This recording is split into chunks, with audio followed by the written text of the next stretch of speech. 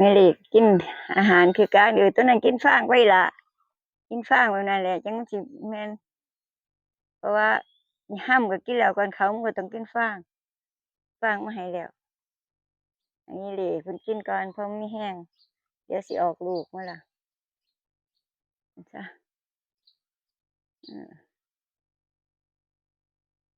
กินเอาฟางกินเอาหญ้าเด้อ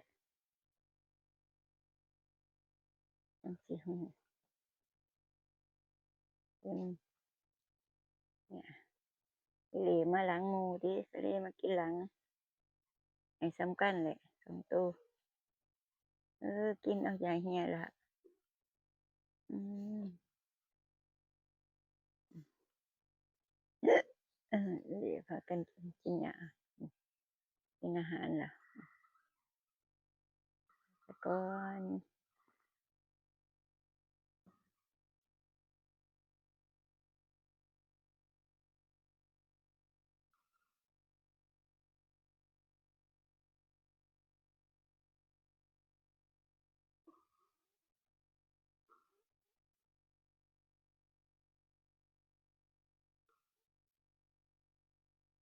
กินหำเฮ้ยเบิ่งเพิ่นกินฟางคำบักใหญ่เลยอีเป๋กินตัวนี้เฟืองมันอ่อนตินี่มันเลยกินได้คำใหญ่เลยกินจั่งซั้นแหมเป๋เหลเป๋เหลเอ้ยกินฟางเก่งเว้ยเป๋นี่กินฟางซื่อๆนี่แหละจ้ะแต่เพิ่นกินคำใหญ่แรงเอากินเอาเลยกินเอาเลยอ้าวไก่ก็กินกับงัวนี่แหละจะได้อิ่มได้อ้วนหานกมา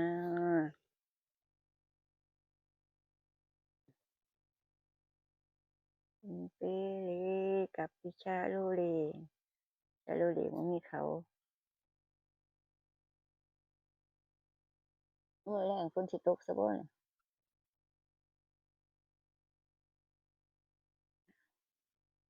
กินเลยจ้ากินเลยจ้ากินแต่ละตู้ละตู้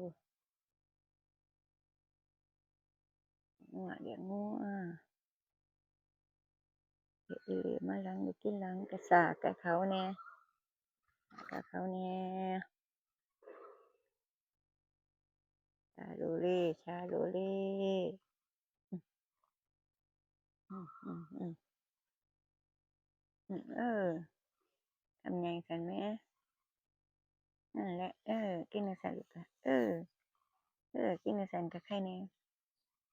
อืม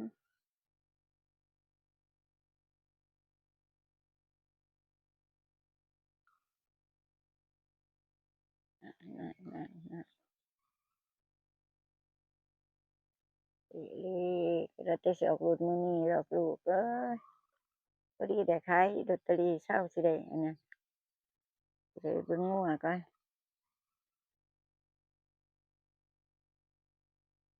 งัวเบิ่ง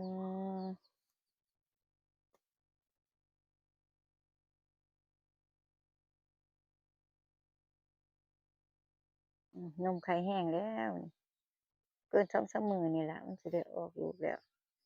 เบิ่งว่าลูกเพิ่นสิเป็นสีจั่งใดรุ่นแม่เหล่แล้วจ้าแม่เหล่แล้วรุ่นแม่เหล่แล้วอา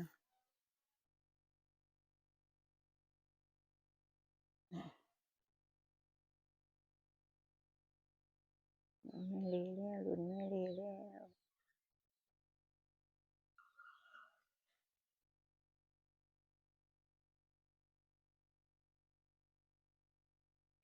สำเร็จก่อนเด้อ FC เด้ออย่าลืมกดไลก์กดแชร์ยามมาภูผาเด้อจ้าเด้อ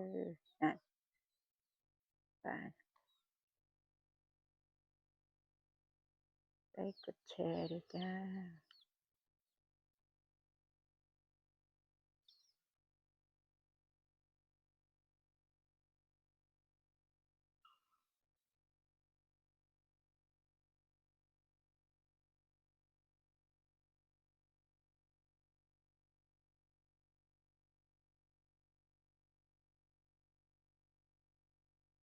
อย่าลืมเด้อค่ะเด้ออย่าลืมกดไลก์กดแชร์ยามมาภูผานี่เด้อจ้าเด้อเพื่อสิสร้างคลิปใหม่ๆให้เบิ่งเด้อจ้าเด้อจ้ะ สำนี้เด้อจ้าสวัสดีจ้า